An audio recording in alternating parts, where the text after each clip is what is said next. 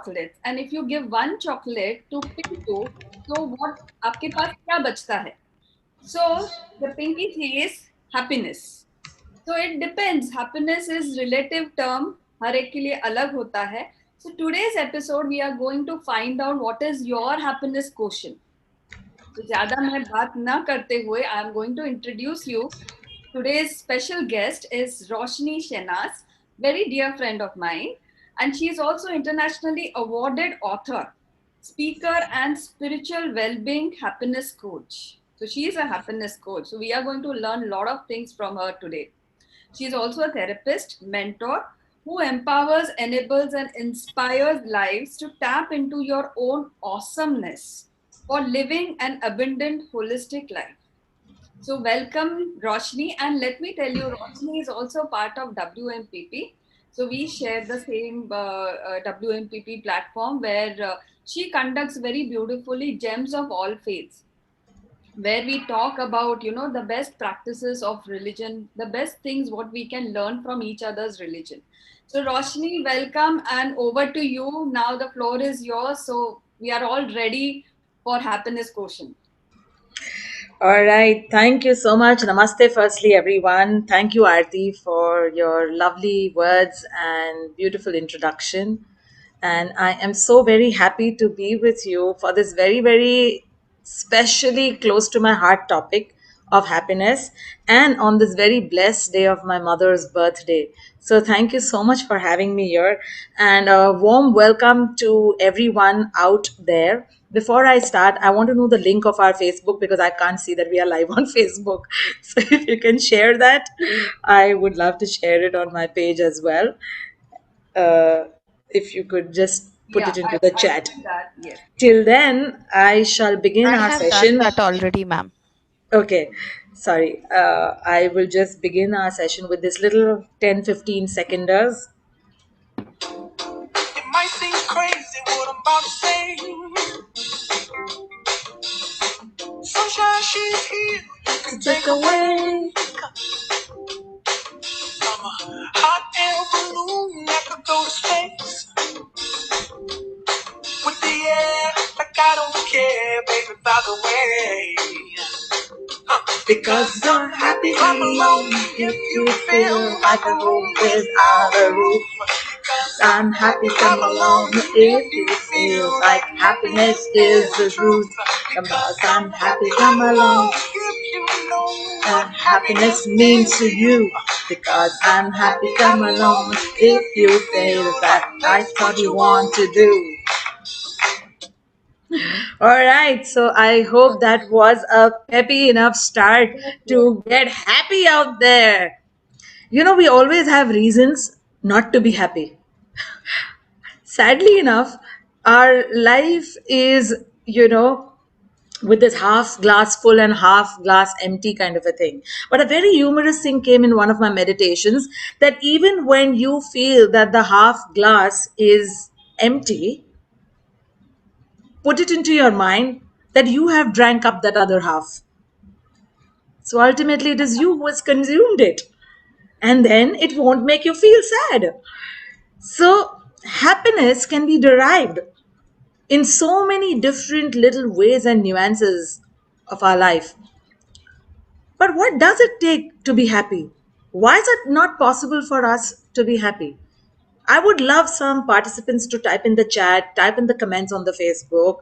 What stops you from being happy? Just one thing that you feel, oh, when this thing happened, it irritates me and I cannot be happy. It could be anything. Nothing is stupid or silly or wrong. It is your truth. So please write it out there and let's open this floor for interactions and, dialogues and not monologues. So I would love you to type that. You know, it is an age old question that troubles people with existential crisis all over the world. I'm not happy. I can never be happy. Or, this thing doesn't really make me happy. And at a very, very early age, through the upbringing and learnings in my life, thanks to my lovely parents, my aunt who were there, I realized one very core thing. That time I couldn't coin it as happiness. Let me tell you that. It is much later through my spiritual journey that I could actually coin it as happiness. And the thing was that happiness is knowing and embracing the difference between my needs and my wants. Isn't that beautiful? I may be thirsty, as is one of the beautiful discourses goes of Meher Baba, and I may need water, but I may want a lemonade. There's a difference. And 99.99% of our lives, the conflict between these needs and wants creates unhappiness. The expectations between this drift of needs and wants creates unhappiness. And we keep finding this elusive thing called happiness in everyone and everything around us. And trust me, measuring happiness is complicated because it ain't something tangible. It ain't something that you can hold and put on a measuring scale, right? And it doesn't refer to how hard you've laughed the other day and how happy you are in this instant of time, or how happy you were watching that movie or when that favorite song played. It usually actually means the inner satisfaction and the correlation of me with all of life. The experiencing of this correlation with all of life. And how people feel during this course of their lives. There are like nth number of numerous factors that actually affect our happiness, from biology to income levels to our surroundings to the culture scape to our upbringing to our family and correlations with our workspace, our friends, and everyone. So let me give you an example. A laborer would be happy if he gets his daily wage work to do, right? An office boy is happy if his boss allows him to go at the dot of 6, the Swiss clock time, and he can take his wife and children out. A manager is happy if he meets with his KRA. You know what KRA is? Key result areas, where you are marked for your appraisals, right?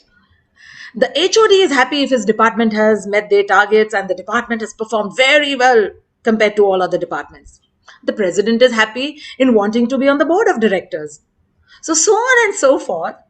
Happiness becomes a subjective dish on the palate and the plate of life. It can never satisfy.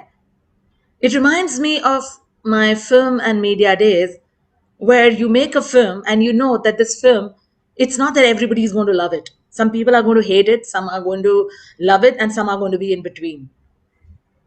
So it's not possible that we can evaluate every moment with a scalable aspect of happiness because it is not measurable. But what we can surely do is some digging. Digging into that space actually within us, which is the reservoir of happiness, the reservoir of peace, the reservoir of harmony that is latent and inherent in all of us. Big, small, king, pauper, riches to rags, anyone. We all have it. The only difference is that some have kept it dormant and they do not know about it, and some have been able to activate it and are doing something about it. So, through this session, we will go through certain facts and trivias about happiness and how happiness is defined across the world, and how some countries are actually redefining happiness through a new dimensional, very prospective way of trying to make it measurable. Yeah. So everybody is ready for it. Can we see some interactive thumbs ups and hearts or whatever you all want? Yeah. Okay. So Veena says one thing that is not happening according to my wish, then it makes her unhappy. Great, Veena. Thank you for sharing. Vidya says setting our own standards and then not seeing things happening that way. All right. That is most of the time. And if you see the one word to both of these things that you have possibly written, you could coin it as expectations, right? When the expectation chocolate bar is very, very long, the biting into it takes time. And we expect everybody has the same speed or the wavelength and comprehensive levels. How many of you have got their patience buttons pushed when you have said something 10 times but the person doesn't get it? How happy I was to have people around me who could understand me in one way. And like Arti would say, wow, my team understands me so well. I say it and there it's done. Right? But so many of us struggle to have people around us, and that makes us unhappy. So actually, if we go to see, we can score out 50 things in the day that don't make us happy. Right? Right. Now, I want you to, before I get into some trivia and facts about happiness, I want you to quickly close your eyes. Okay? And I want you to think of one thing that has truly been a state of unhappiness for you, something that has really not been happy for you, any thought, any event that has taken place. I want you to bring to your mind's eye right now and think about that unhappy event. Can you please do that, everybody on the Facebook, everybody out here on Zoom? Can you close your eyes for a few seconds and just try to think of something that made you unhappy? Recent past, way in the past, anytime.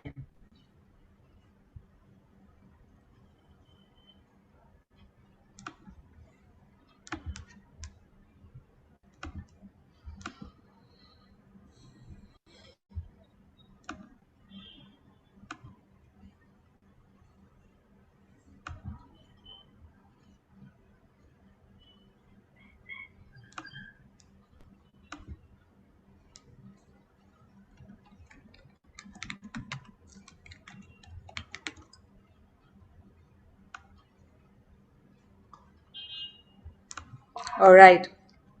Great. Now take a deep breath. And I want you to think of something very exhilarating, something that has really made you happy now, in the recent past, way past, whatever it could be. Something that has really thrilled you, that has given you so much of satisfaction.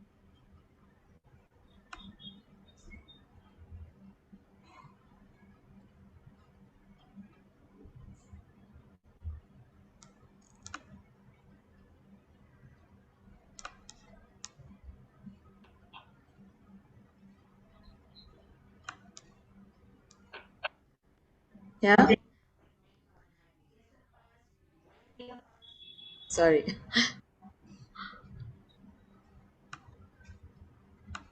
All right. So now I would like you to write in the comments approximately how many seconds or minute or so that you took to remember the first event, which was the negative, unhappy event, and approximately how much time did you take to think about an event that made you happy? Just approximate. Let's get some comments from everyone. Please participate. Thank you, Ketki. You mentioned negative vibes make you unhappy. Very good. Brilliant, Ketki. Unhappy event, less than a second. Awesome. And the happy event? Please, everyone, it takes courage to stand in the space of love and share. Let us all learn, grow, and heal together as we talk about the happiness quotient, which is the headquarters, the HQ of our life. We have known the IQ. We have known about recently with the spiritual influx in everybody's lives. We have known about the EQ, the emotional intelligence, and all of that. There is another Q which is quite neglected by 90% of people. That is the SQ, which is the spiritual quotient, the soul quarters. And all three combined in the right balance is equal to HQ, the headquarters, which is the happiness quotient. So today we are all planning to learn and grow together so that we can heal things that are disallowing us and stopping us from our happiness. Great. Happy event. More than 30 seconds. Amazing. Can we have more participants write that? Ketki, bravo. A big applause to you for sharing. Thank you so much. Come on, everyone. Be honest and write there. Aarti, would you like to share Yeah, what was your I was going experience? to typing. Yeah. Why don't you share on video? What was share? How many seconds it took? See, this particular exercise I have been conducting also with my, audience. So I personally practice that, and now I think I've reached to that level. Like it doesn't matter for me. Because yeah, uh, bad event definitely. Where we feel unhappy. There are many events in our lives which where we feel unhappy, but I think what we have to eventually learn is not to get so much affected, because yeah, finally we are human beings. At that point we will feel bad, but that sadness we should not continue, because when you said like you have to think of those events, so I have stopped thinking of those events. So that makes me happy. I'm in a happy space because I live in present moment. Very good. Very good. That brings us to a very, very important point, which was going to be later, but we'll bring it up now since Aarti has touched upon it. That the other factor of not being happy is because we are constantly living in the fears of the past or the fears of the future. We are not living on this bus called now.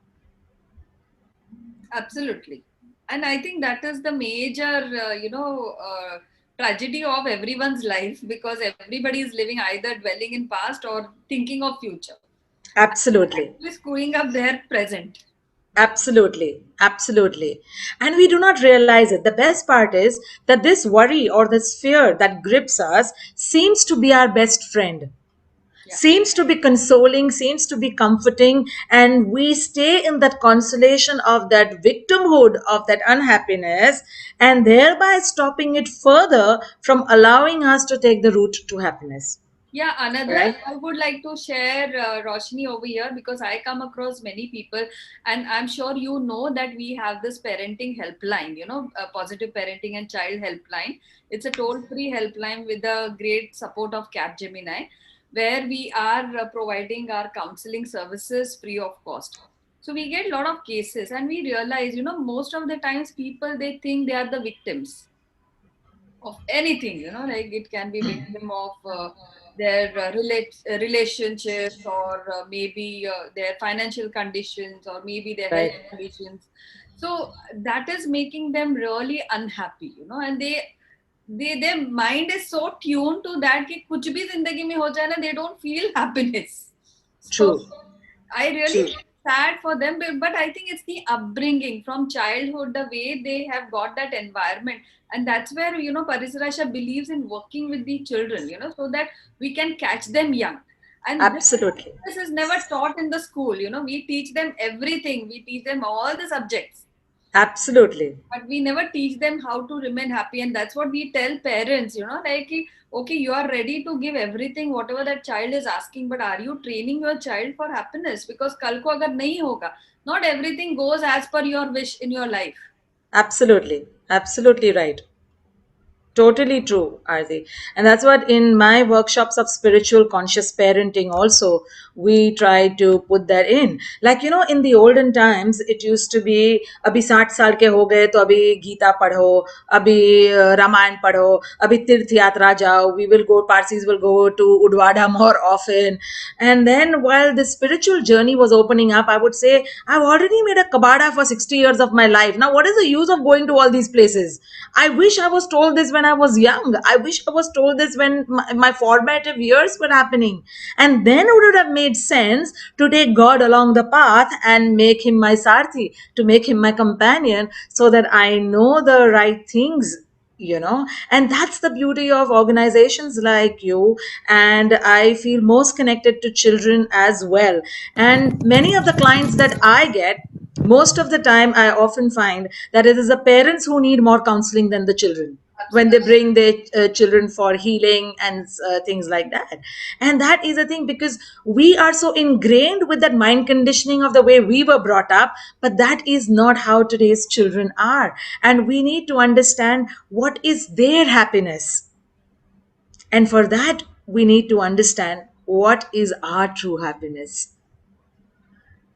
And the best parameter or calibrator, that I would say, the best inner compass for somebody to gauge their happiness, is to gauge from the kind of relationship that you have with your own self. Yeah.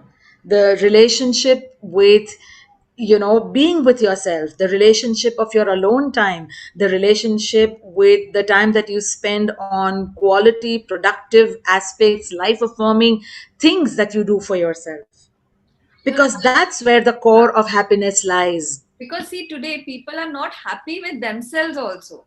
So how they are going to be happy with the world?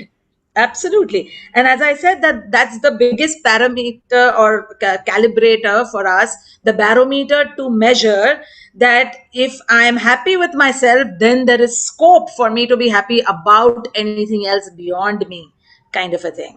So now let me take you through these very interesting trivia part of happiness, which at least in so many corporate workshops and things that I have done, I have not seen anybody really know about it in its literal sense.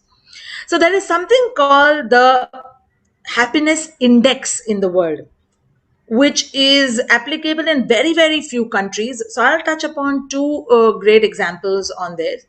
That the World Happiness Report, publishes the happiness indexes of various countries, and it is now, dubbed as the most prestigious list by the United Nations. And this actually began originally in 2012, about taking this inspiration from Bhutan, which is one of the first countries to put happiness into a measurable index, which attempted to measure their gross national happiness. We know only gross profits, right, Arti? Our happiness is connected to all the material things. You ask a Yeah, absolutely. young boy, young child, what do you want to become? I want to buy BMW, and I want to. And I had a very shocking case once, where this child was got for counseling, and I in the history sessions, and I asked him, so what do you want to become, what are the dreams you have? And he says, I want to become Don. And I said, like, what, Don, like Shah Rukh Khan, that movie? And saying, no, I want to become Don. And he did that. I said, why would you want to become Don? Then I will come on front paper of magazine and newspaper, auntie. And I was like completely open mouthed, and I was shocked, because that's how we glorify negativity.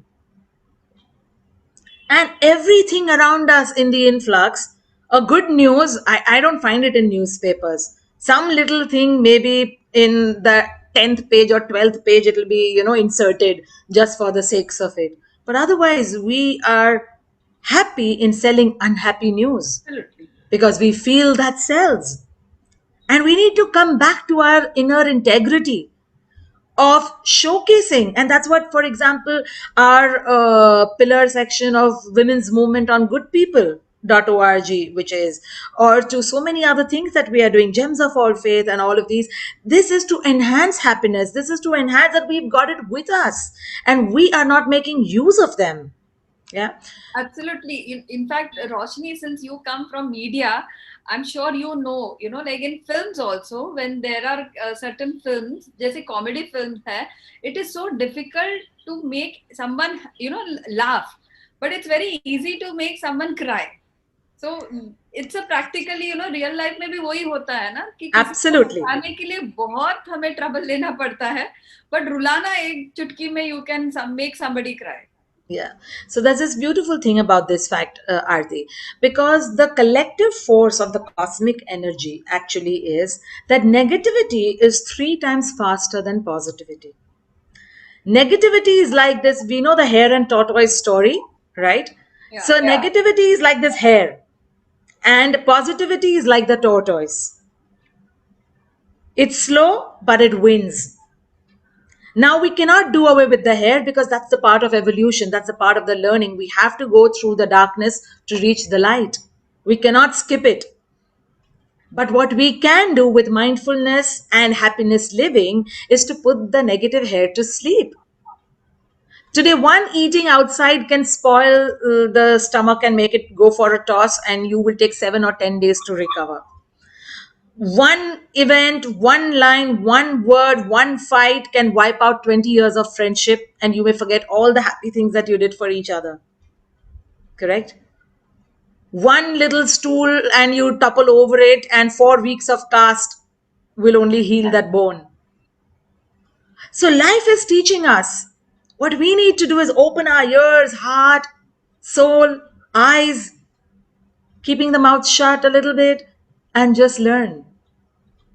And that's where we will extract then the juice of happiness from everything that is actually unfolding around us. So I'll go back to the little trivia on happiness. So the first happiness index was created by the Global Happiness Council, a group of independent academic specialists. And this group of people released the first happiness report, which was called as the WHR in since about 2012, as I said earlier.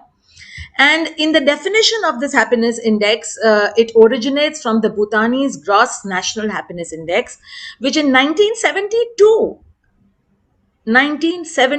48 years back, Bhutan started prioritizing happiness as one of the major factors beyond wealth, comfort, and economic growth.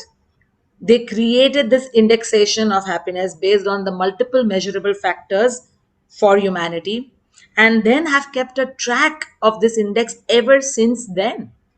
And this then inspired as one of the most reputed today reports at the United Nations as well. And then to up it, in 2016, I was traveling to Dubai for my workshops, and I got to know of this fascinating thing that a young healing medium girl who was also a Reiki master and somebody from the similar professional as a therapist as me, she was the youngest cabinet minister of the Happiness Ministry of Dubai. So, His Highness Sheikh Mohammed bin Rashid Al Maktoum, the Vice President and the Prime Minister of UAE, the ruler of Dubai, reviewed the National Program for Happiness and Well-being, earlier called, I think, National Program for Happiness and Positivity. And that was presented by Her Excellency Ahud bin Khalfan Al Rumi. And this program sets government policies actually for companies, for institutions, for services that can promote virtues of positive lifestyle in the communities and plan a roadmap for the development of happiness index in people's life for creating the ultimate satisfaction. And it covers like three main areas of life. One is like the inclusion of happiness in policies and programs and services of all government bodies that are at work. Promotion of well-being and happiness as a lifestyle in the entire community in Dubai, and development of benchmarking and tools for measuring happiness across countries.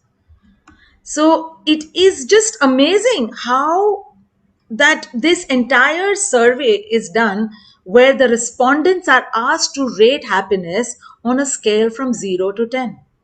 And the happiness index is calculated by averaging the survey results of these respondents. They are from different measures, as I have said, professional life, personal life, health wise, and different things are taken into consideration in the survey. So And sorry yes, to interrupt please. you, Roshni. I think this is a wonderful thing what you are sharing.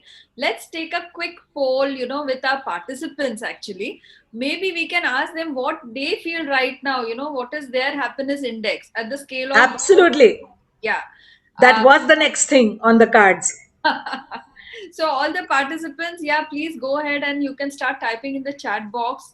Where do you stand? Where do you feel? How much, what is your index Overall. Overall, at the scale of 0 to 10. 0 to 10. 0 is absolutely you're so unhappy. There's nothing in your life. And 10 is you're super happy. You are always in a happy state. Okay, Ketki is 6. 6. Brilliant, Ketki. I know Ketki, whatever, like the 4 marks which are balanced, when she will be happy. I know her happiness. That is the next topic after this index. Okay, Aarti? Okay, Vidya is 8. 8. Vidya. Yeah. Pallavi is 7. Veena is 7. Awesome. So we all have, who are into getting very good marks in the happiness test. Awesome. 8, Sneha. Let us see people writing on Facebook as well, guys. Come on, everyone. Write on Facebook. What is Oh, your happiness index? so we have a very happy group right now, Roshni, over here. Sorry, this is keeping going off. Okay, so this is making me happy. With these funny tweaks. Okay, so Anita says 8. Prajakta says 8. Amazing. What a happy group we are on Zoom right now. And I want to see that. Yes, Rashna on Facebook, please write from 0 to 10, where do you stand? Not both, Rashna, not 0 and 10. You have to write one between 0 to 10. Yeah, all are 8, huh? All Superb. distinction in happiness. Very good. Awesome. We are going to do a separate workshop on happiness and then make them realize whether this 8 is really true. Aarti, we should do that. No, no, no. They are all happy people because Yes, I know. they regularly are there with Parisara on our Ask the Expert series.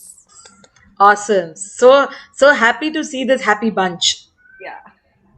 And those who are not also, please don't feel bad about it. Please, even if it is 4 and 5, nothing to feel bad. Please write it. And I'm sure our session today will help you to scale up from the 3, 4 or 0 or wherever you may be, right up to 10. Correct, Aarti? Yes, absolutely. Great. So let us see some Facebook, comments flow as well. Okay, So somebody written internally 2 and outside 10. Wow, that's a wonderful thing. Because we show to the world that we are very happy. correct. And on Facebook, you will find that happiness. You will see so many photographs, floating in the air, where people may be having actually different emotions altogether behind those. Absolutely. Absolutely. I totally agree. So in one of our, sorry, continue. I said, we live in a fake world, I said. Ultimately, everything is in an illusion and we are trying to better our illusion. So, so to reach the reality, we have to go through the, illusion as such. But the thing is very rightly said, as Rashna was mentioning. So in our workshop exercises, in our healing workshop exercises, there are these set of 20 questions, 17 to 20 questions. And some of the questions have these two things which Rashna just mentioned, inner and outer. So, for example, I tell them to scale themselves from 0 to 10 on inner honesty and outer honesty. Yeah, because they two are scalably different, inner acceptance and outer acceptance. So, these tips, if you take in and apply to your everyday life, every day ask these questions: where is my internal happiness? Where is my outer happiness? Scale it and write it down. Where is my inner truth and outer truth, my inner honesty and outer honesty? Now, when we are lesser on inner honesty, then we have a problem with acceptance. When we are lesser on outer honesty, then we have a problem with fear of consequences. And this calibrator will tell you your actual causes and reasons, the root reasons of who and what in your life is disallowing your happiness to go through that roof. And the other important point that Aarti just mentioned, she mentioned, I know when she is going to scale up those 4 points from 6 to 10 and become happy. The fourth point of our happiness being blocked is capping happiness. I will become happy when I lose 20 kgs. I will become happy when I get that best boyfriend. I will get happy when I am brought this wonderful gift from this one I love. I will get happy when my husband takes me for an international holiday.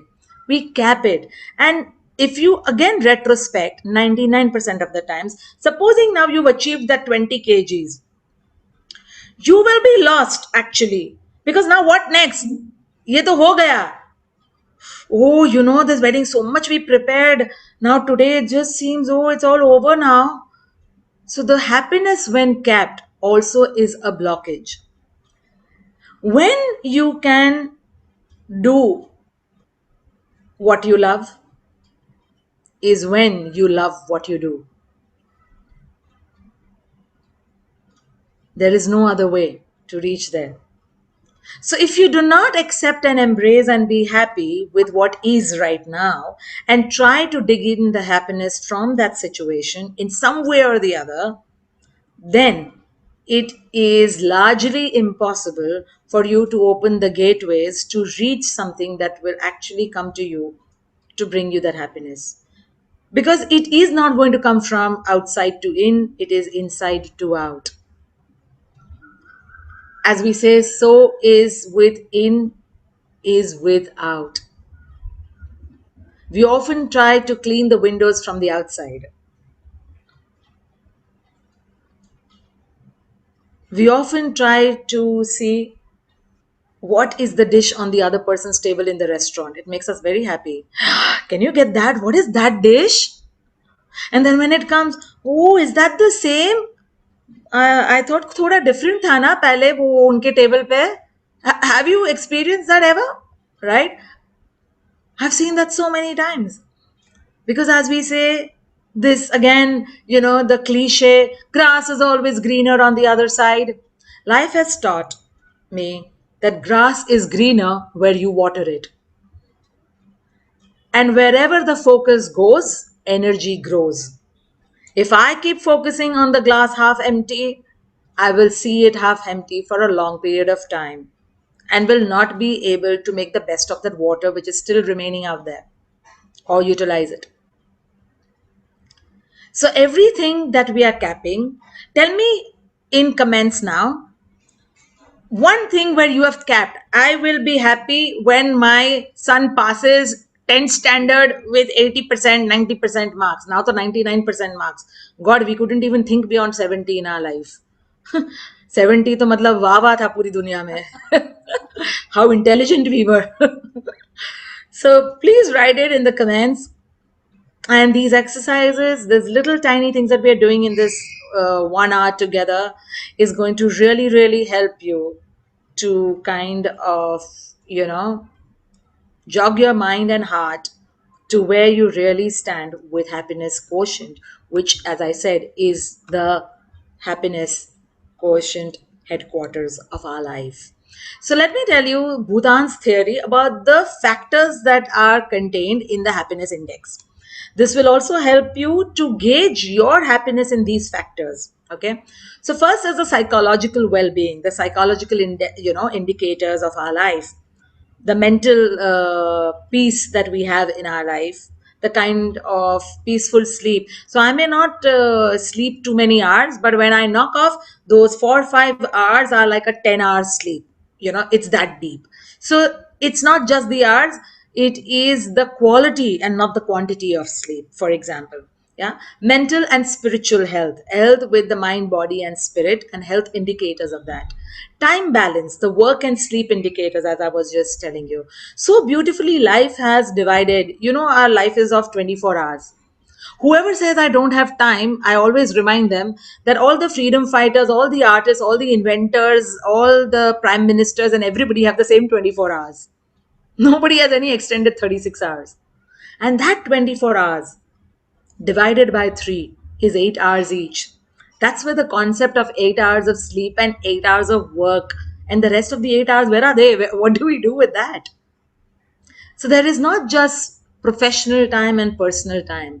There is a third time which I discovered in these 11 years of my spiritual work, the me time, which we don't have. And that me time factor is the relationship with myself. My personal life is for Tony, Moni, Tina, Meena, this one, that one, everyone. So that is personal life. It still does not have the me in it. So that third deviation has to be the me time. What am I doing for my well-being? If I'm redundant, if I'm in ill health, I've had a life-death illness. When I'm redundant lying on the hospital bed, I'm not of any quality use to no one. I'm a burden. So if we truly say we love, I'm doing so much for my loved ones and I'm doing so much for this, then first thing we will do is take care of ourselves. Because if we need to be in any position to do anything for the world, to do anything for the other, then we have to be offering our best version to that world, best version to our family. And how can we do it when we are unhappy? when I'm not full, when I'm giving from my emptiness. And then you hear statements, I do everything for the world, nobody is there to do for me, मैंने इतना सब कुछ किया फिर भी उसने ऐसा किया, right? Aren't these common statements? Because we try to put our hands into an empty space and give from there. You can't give the beggar anything if your pocket is empty. So in spiritual terms, we say you cannot give that which you don't have. You need to be full to the brim with so much of love, with so much of compassion, with so much of care that you have for your own existence. Because your spirit, that God, that higher power, that creator, the higher self, the higher consciousness, whatever you want to term it, or if you don't believe in nothing, just that life force which is making you breathe is lying within you. And you, me, we all owe it to that life force to take care of this vessel that is holding it. And happiness is not a garnish ingredient. Happiness is the core ingredient for that overall well being. The other factors is the social and community vitality. Fifth is cultural vitality, the culture scape, as I was telling you. The sixth is education, which Aarti's, Parisar Asha is like an ace player in that. And I'm so proud, I'm so blessed to know Aarti through Women's Movement, where WMPP, where we met and that we connected, and to just see the kind of work that Parisar Asha is doing in that field, and not of just education as contemporary education, but holistic education.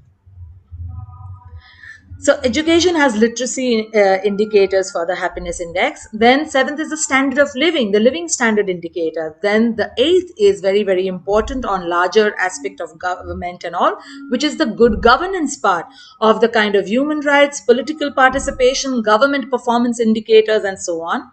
And the ninth, being most important, which again we neglect, is the ecological vitality of the country. Wildlife, forests, urban, rural, environmental planning, technology planning, and stuff like that. Is environment being kept in mind as we advance or not, and so on. Thus, the happiness quotient is like a model that makes it easier for people to kind of, I feel, create an objective viewpoint, an objective judgment towards their own happiness on multiple aspects. And these are the key sub ingredients of the happiness quotient. And there are a total 7 sector breakup that I have created as 7 pillars. If you know, like 7 is a very, very high spiritual number. You have Satsur, you have 7 continents, you have the 7 seas, 7 musical tones, right? 7 oceans. 7 is a universal number of creation. And these pillars, you can note them down because they are going to really, really help you. First is emotional happiness. Again, what we neglect. Now, when you have exams and you've not prepared, or when you have that first date, or when you have that big presentation meeting, what happens in the stomach? What is the term that we use?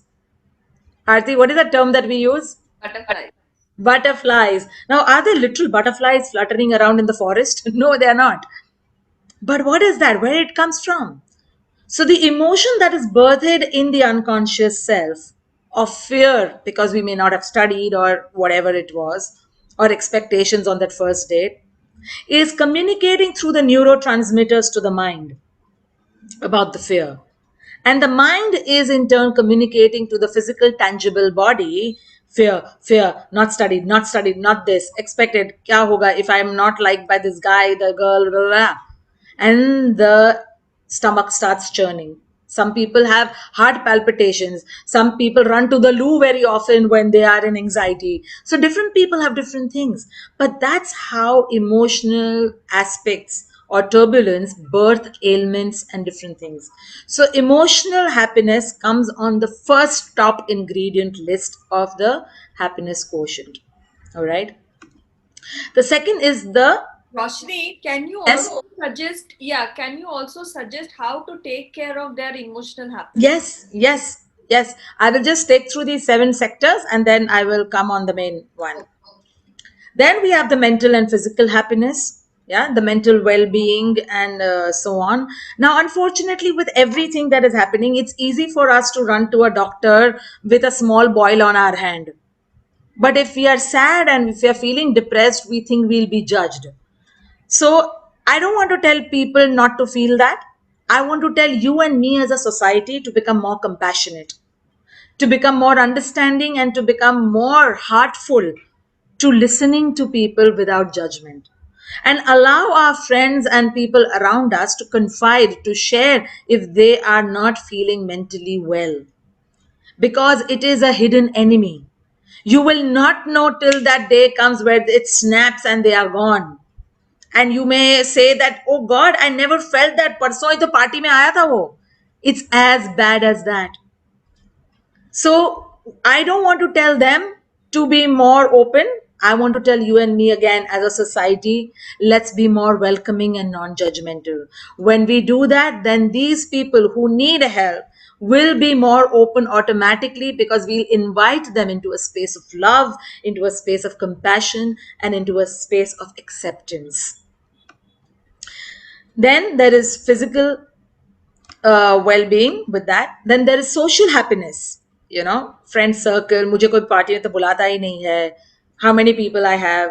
Again, we run after the quantity of friends rather than the quality of friends, or who we call friends. Like Facebook is blurred, right? We don't know, we are just friends. There is no other category, but that is different from your actual friends in life. All right. Then there is occupational happiness. I don't know why I'm doing this job. पता नहीं यार, मैं 10 साल से ये कर रहा हूँ. I have no interest in it. But yes, so when spiritual statements are made, if you are not doing what you love, you're wasting your life, I disclaim them. Please do not do that, because there are people earning their livelihood through jobs that they may need to just do it. So let's not demean anyone by such statements.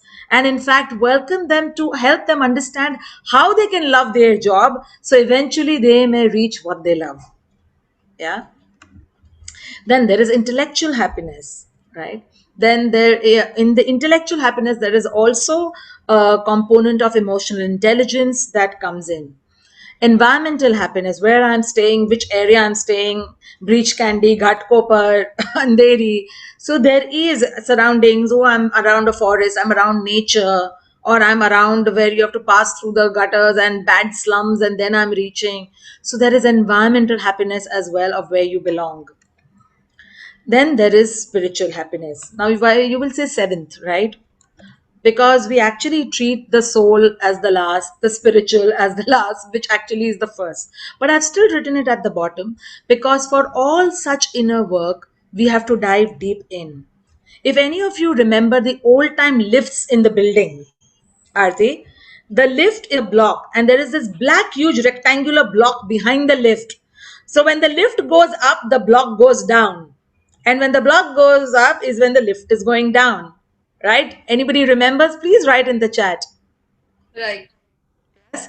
And that's how the actual life of inner spiritual work is. The more you go deeper and deeper, that black block of the engine which is controlling the lift goes down, down, down, down, the higher the spirit can rise in life. And then our earthly and spiritual pursuits become one, they become aligned. We are aligned with our purpose of life, not life purpose. अगर life purpose नहीं होता तो यहाँ हम टपकते ही नहीं. So everybody has a life purpose. There is no big jazz. All of us cannot become Mother Teresa's or poets and this one and that one. But what I can do in my little capacity is my purpose of life, right? So from today, I know of many people who are unhappy because they don't know their life purpose, because there's so much of spiritual jargon around on life purpose again. Yeah, and also Roshni, I feel, this spiritualism is also somewhere get mixed with religion.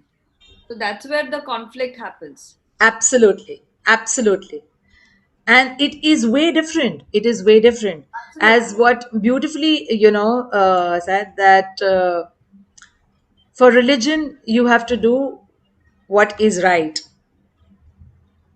And for spirituality, you may do if it is right. Right. And that's the beautiful difference. And religion actually is a very, very beautiful thing. It's like our nursery. and kindergarten and the formative years that we have, religion is gifted to us so that we can follow the tenets, the essence of the religion, and get on to the happiness pathway of life. But unfortunately, what it has become is that we have got caught. So, agar nursery mein, we used to write in dotted line A, B, to set our hands on the alphabets.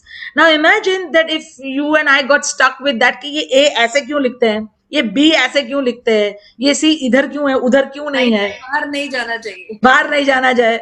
If we would get stuck with that, we would not grow. So when we get stuck in dogmatic thinking and misuse religion in any way, then it disserves the purpose why our prophets, why our saints gifted it to us. And it has become whereby there is this beautiful analogy of a patty and a croissant. Earlier, the aspect why religion was gifted to us was like a vada pav, full patty, potato pura bhara hua hai, thin crust hai, and you are enjoying it.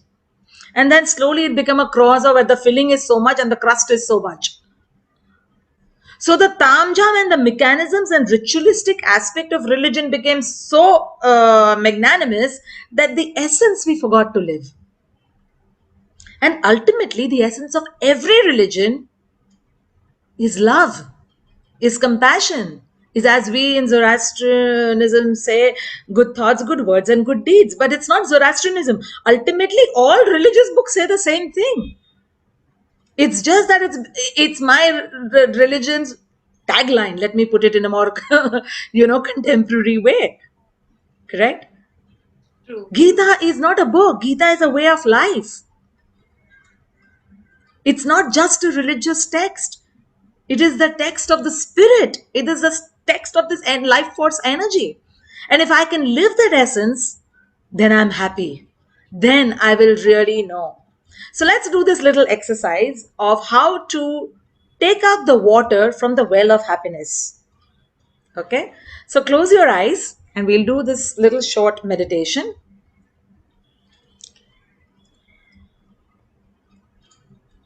I will just, I hope you can listen to the music.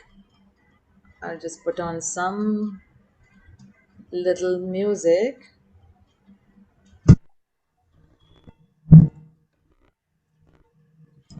Aarti, is the music audible?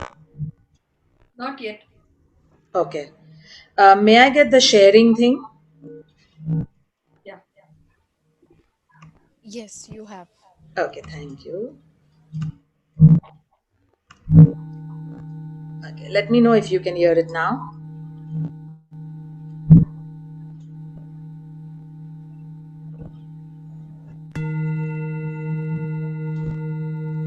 So just close your eyes. Sorry.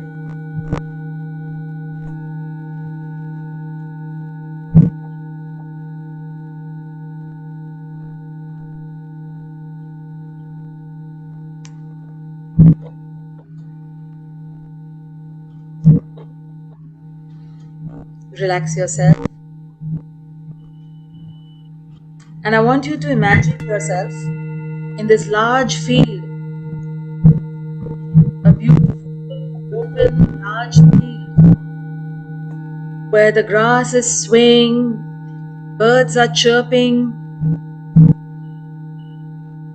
there is this light breeze swirling around you.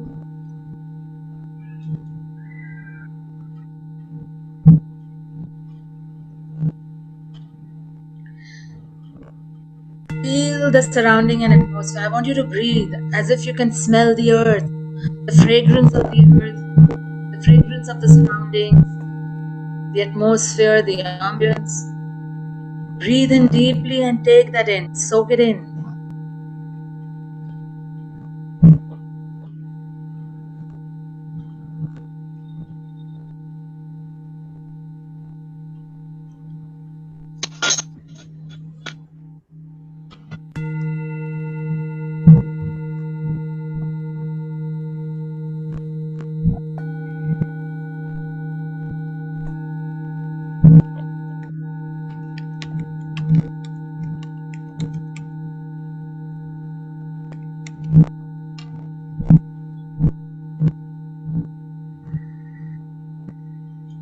And as you do that, at a distance, far away into this field, I want you to imagine a well.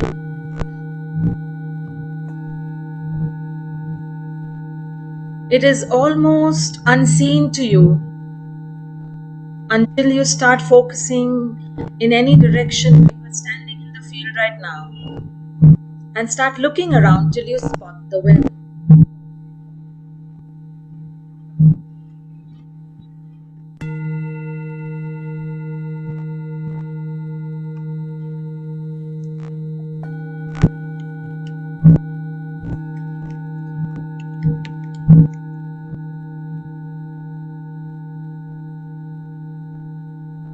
And as you spot the well, I want you to start walking towards it while keeping in mind if you are tripping over any stones, pebbles, or anything. It could be a big boulder suddenly which you are not aware of. And I want you to look at these, if at all, and see what is it that you can term that you are tripping over. And these boulders or these stones is what is stopping you from reaching this well of happiness. I want you to keep in your awareness and mind what are the words you can see on that stone or boulder when you look down, when you feel a trip. Start walking towards the well, and I want you to allow any boulders to come in if they are there from your unconscious mind. Allow them to come in, and then have a look and see what is termed on it, what is labeled on it.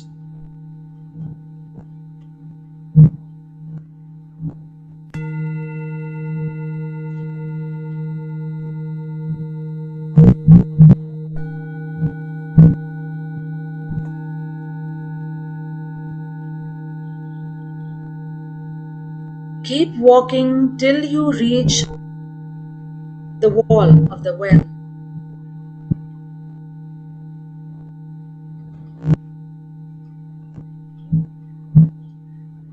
And as you reach there,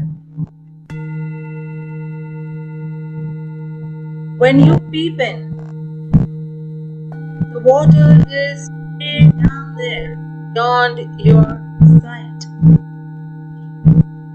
In some, see and try to remember if the well is empty. There may be no water out there.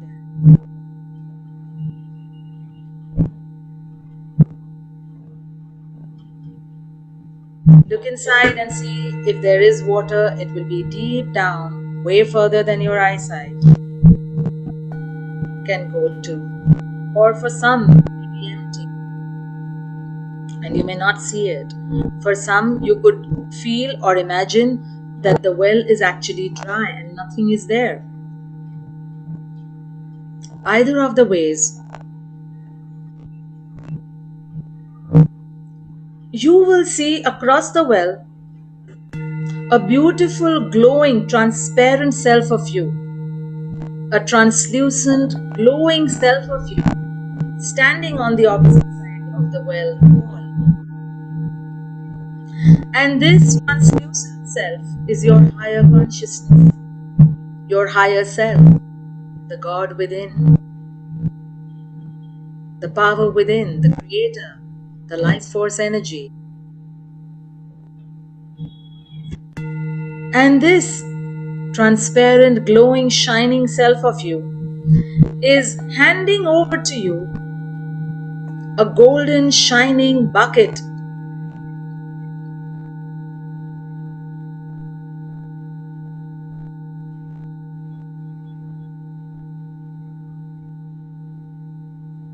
Feel the sensations when you look at that glowing golden bucket being handed over to you. It is being gifted to you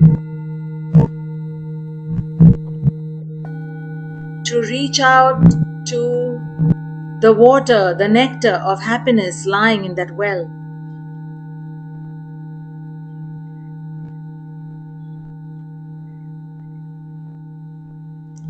Take that bucket into your hands now and start loosening the grip over the rope tied to the bucket as you release the bucket into the well.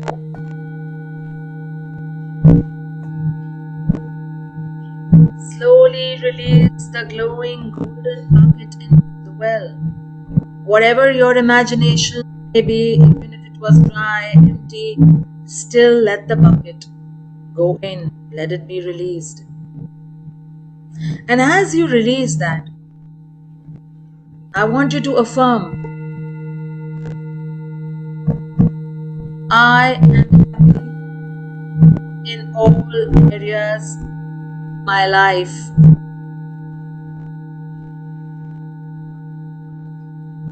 I am happy in all areas of my life. I am happy in all areas of my life. Keep saying that and release the bucket down furthermore.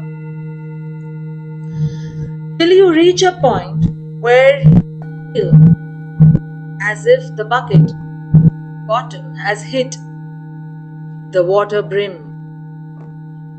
However low it may be, the bucket is now touching the water surface.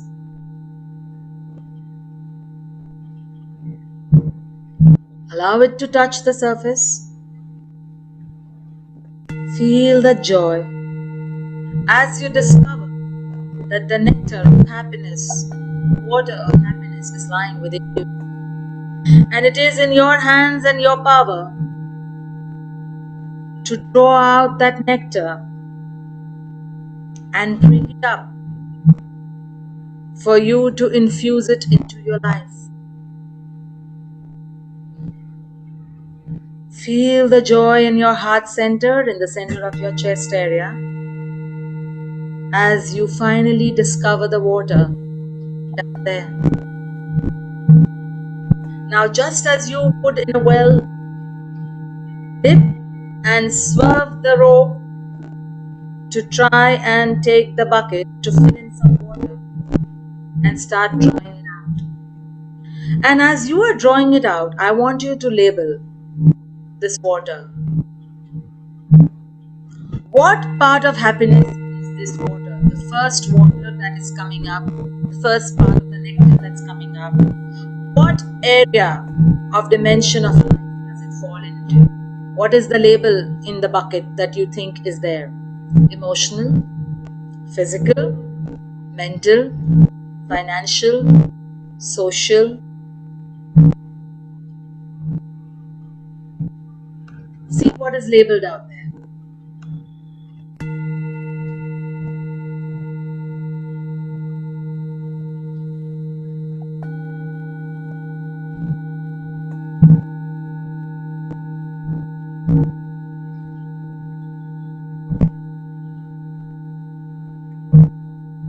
And as you see the label, bring it right up to where you are.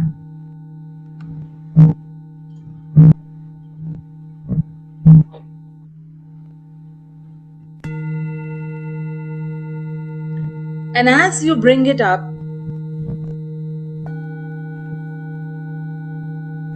I want you to look into the bucket and see everything pertaining. So if you had emotional happiness labeled in this part of the water, look into the bucket and see what faces, whose faces, what parts or events of your life connected to emotional happiness surface out there.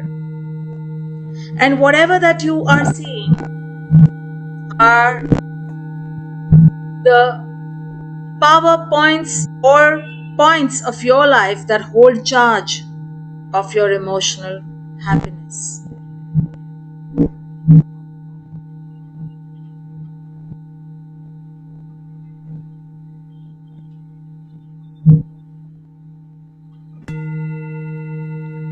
And as you see these people or events, you shall now release the charge that they have over you and recycle this water of happiness that was blocked by all this energy into the fields.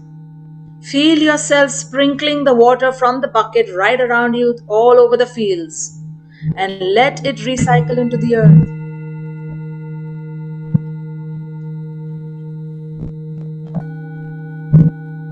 And as you do that, feel your energy being lightened up as we allow these people to release their charge over you, these events to release their charge over you. The things that your emotional happiness was dependable upon is getting released.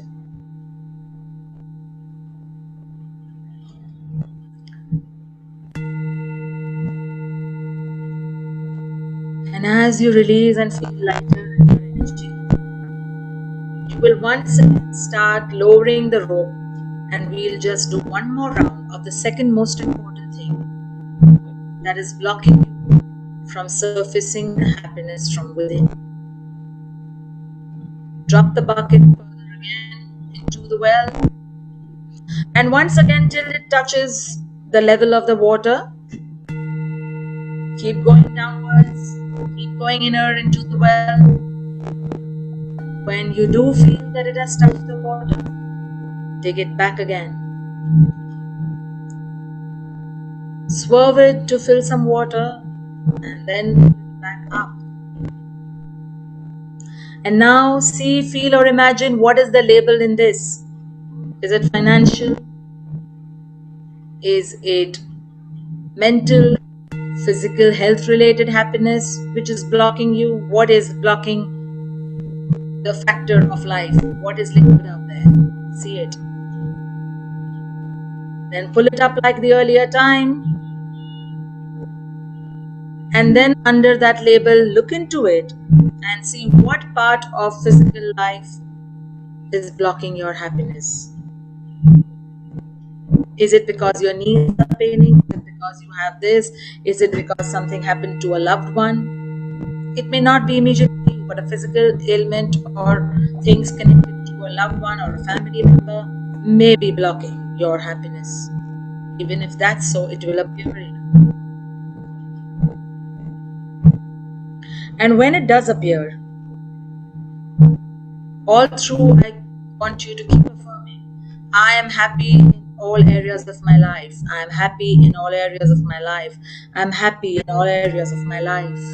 Keep affirming that as you draw this water out. And when you connect with the people or the physical parts or the financial or whatever label that you are seeing there, once again sprinkle all the water around you in the field as you release the charge of these things that capped your happiness under that category. Release it out. Feel the energy releasing from your body as well while you sprinkle and throw the water all around you into the field and Mother Earth once again to absorb all the toxins connected to these events and people and anything in your emotional, mental, or spirit space, energy space, cellular space that blocked it. And as you do that and release considerable amount of toxins connected to this charge which had over you, when you now look into the well, you will see an automatic jump of the water level, almost more than halfway upwards towards you. Crystal clear water, you will be able to see halfway upwards towards you.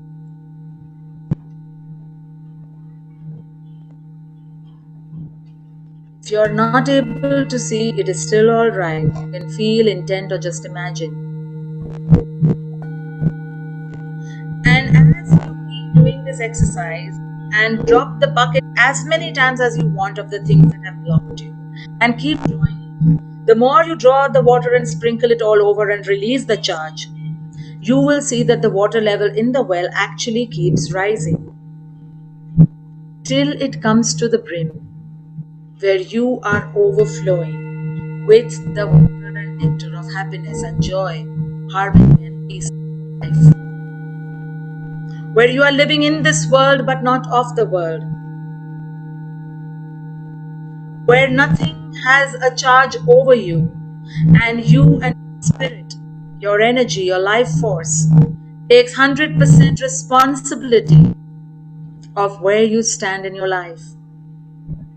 You release all blame games and take this 100% ownership of what is happening in your life. Happiness becomes your true companion. You can do this exercise every day. And as you finish with the drawing of the buckets, I want you to just sit there in the fields, connect with Mother Earth, feel the energy, and take 10 deep breaths on the count. 10, 9, 8, 7, 6, 5, 4, 3,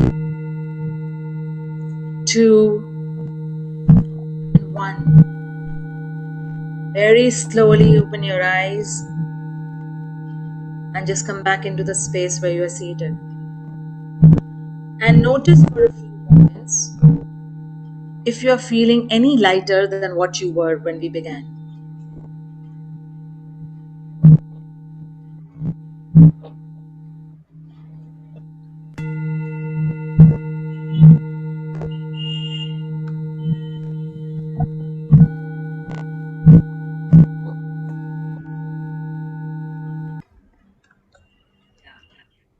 Excellent, Roshni. It was really relaxing. Thank you. Would anyone else like to share something? Any experience that you would like to share? Anybody is feeling lighter than what they felt earlier? Or any difference in your energy? Thank you, Veena, for sharing.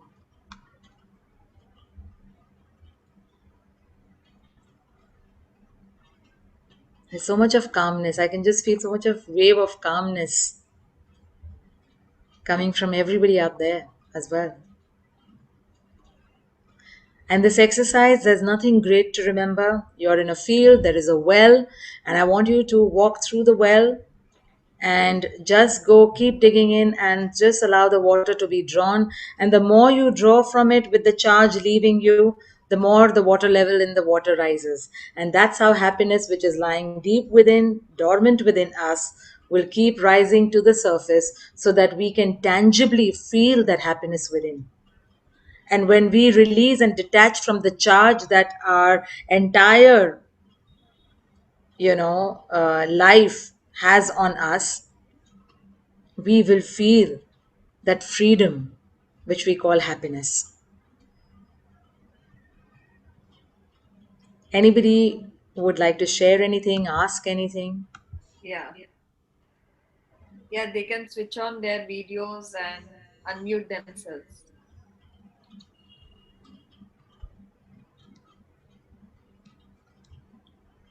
No, I think they are in the state of happiness now. I can imagine. So let me tell you a story of happiness, importance of happiness in a workplace. This is a story from the Tata's company. All right. So Rusi Modi, who led the Tata Steel for many years, built this legendary connect, as people know of, with his workers, and he recognized that happy workers whose dignity and self esteem was respected would work greater with that commitment to the company, their loyalty to the company. So he invested this great energy in crafting such win-win solutions and situations during the entire growth trajectory of Tata Steel. Considering this story, in 1965 it is told that before he became the MD, he took charge of the ferro manganese plant, which was like in big losses at that time. The first question he asked was, What are the grievances and what is the morale of the workers?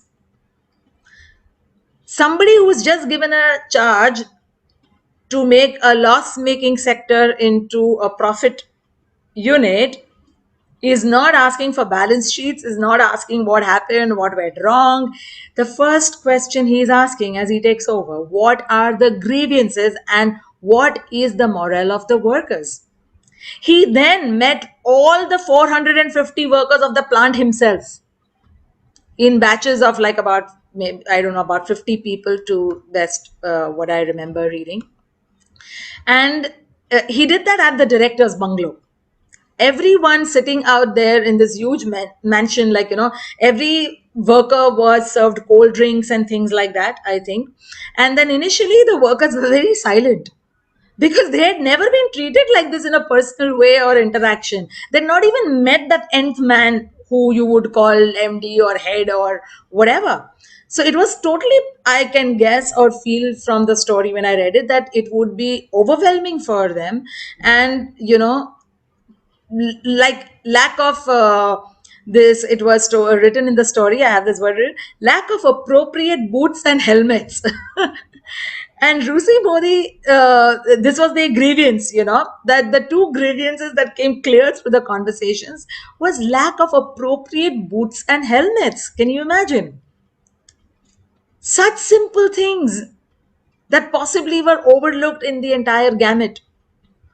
And then Rusi Modi approves both of these items on the spot.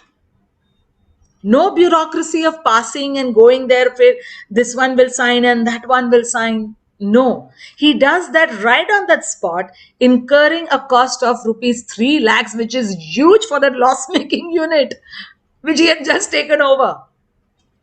And then it's history. The productivity of the plant skyrocketed in the months thereafter, and within 2 years, it had turned a profitable unit. And I've heard this statement from even Richard Branson. If you keep your employees happy, you don't have to worry about your clients. Very true. And that is so important. And I, sincerely hope that at some point our nation, our government pays heed. And I would love to present this proposal to respected Prime Minister Narendra Modi to start a happiness ministry. And I would want to become the happiness cabinet minister. Yeah. And for sure, because this is so important to calibrate that because these are the change makers, these are the hot seats. Okay, And change. There is a question from Mr. Yes. Aftab. Yeah. Yes, Mr. Aftab, please ask. Good evening, Roshni. I was listening your very profound lecture. It was of great interest. So I just want to ask you a question like, do you have any information? Like, I feel like we Indians are more happy comparing to Europeans and Americans. But am I correct on this part? Because I have met a lot of people here, and I feel like, that somehow or the other we Indians, Asians, belonging to Indian subcontinent are much happier. Do you have any information on this? Sure, sir. Not with numbers, but yes. Now, the difference is of our mind conditioning, which plays a very, very important and integral part in the entire, the emotional and spiritual balance. We are bred with this entire contentment of being happy with what we have as an upbringing, and therefore within especially India, I cannot say much about that, but especially India being this vortex of spirituality, being the vortex of grounded values, we do find that yes, we are numbers wise also, we are, I don't have the exact numbers right now, but yes, we are a far more contented lot. So for example, if you see, if you take little 30-40 years before hand, there wasn't a concept of loans and mortgage as such, right? We वो कहते हैं ना, जितनी चादर है उतनी फैलाओ. So that concept is ingrained in us. It's like DNA, so therefore yes, the contentment levels, but again I would share that contentment and happiness are two different things. True. Just like chalk and cheese. The same is between sympathy and compassion. I may have sympathy for many things, but I may not action my compassion towards it. So sympathy is saying, oh, my poor watchman, bichara thand mein mar raha hai, oh my God, poor thing. Compassion is going and giving him a sweater or a blanket. So compassion is action. So the same way is I feel with the aspect of contentment and happiness. I may be content, but still may not be happy. Why am I content with this? Why am I content with this job when I can do something better? So I may be content because my mind conditioning has told me that, but I may not be happy. To make these two meet is where we need to work on ourselves of being content and bringing the happiness quotient as a part of that contentment. So that's what I feel. Thank you. Thank you very much. Thank you, Appreciate Mr. it. Aftab. And I love your backdrop with these open skies and reminds me of this meditation we just did in the fields. Thank you. Thank you so much. Thank you very much. Appreciate it. Thank you, Arti. Thanks a lot. Thank you. Thank you. Anybody else? Everybody's still in the silence, calm zone. Yeah. It's almost 7:30. We have extended half an hour extra. Yes. So we will Yeah, say, before we close, there is a small token of gratitude from all of us at Parisarashna and all the viewers. Sukhada, can you please share? Yeah.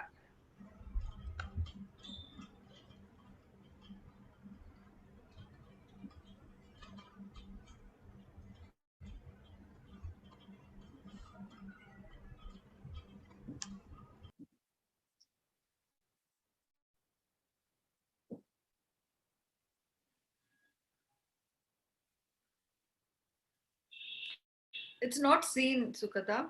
It's taking time to load.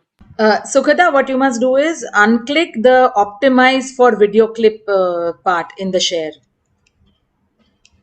Don't click it. Don't check it up. It should be unclicked.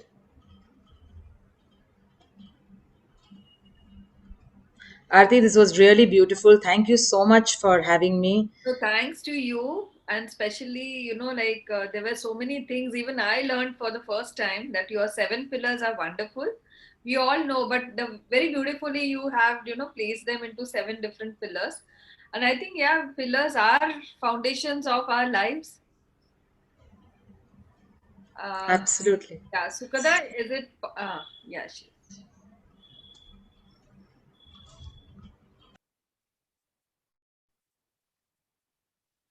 yeah. So thank you so much, Roshni. It was really awesome having you over here. And before we close, we would like to share our toll-free helpline number. Our lines are open from morning 9 o'clock till 9 at night 9 o'clock, and all days our counselors, psychologists, and psychiatrists are available. Any issues related to any mental health or aggression, depression, even study issues of your children, because nowadays it's online studies, so there are a lot of challenges everybody is facing. So anything, feel free to contact us. And this is with the great support of Capgemini. We could make it very, absolutely free of cost. So this is our number, toll-free number. So thank you so much, Roshini, and good night, everyone. Take care, stay blessed. So thanks, Roshini. Thank you so much. Roshini, you have to unmute yourself. Yeah. Okay, so thank you very much, everyone. Thank you, Aarti. Thank you, Sukda, and each and everyone who spared their precious time to be with us on Zoom and all else on Facebook. So, from me, stay blessed and protected in love and light, and a very, very big namaste, which means the power within me bows down to the power within you. The consciousness within me bows down to the consciousness within you. The potential within me bows down to the potential within you, and the happiness within me bows down to the happiness within you. Blessings to all of you. Thank you so much for having me. Thank you. Thank you. Thank you. God bless.